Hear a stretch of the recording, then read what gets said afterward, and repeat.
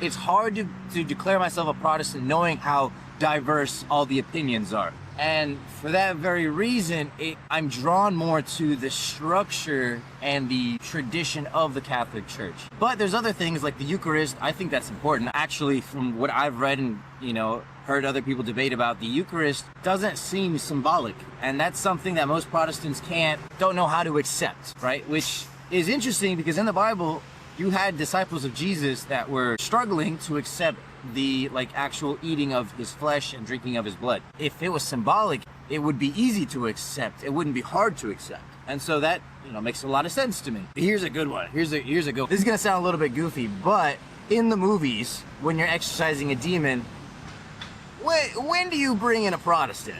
You know what I'm saying? No. You bring in a Catholic priest. You know what I'm saying? So minor detail to some people, but I feel like there's a reason for that. It's just they seem much more prepared.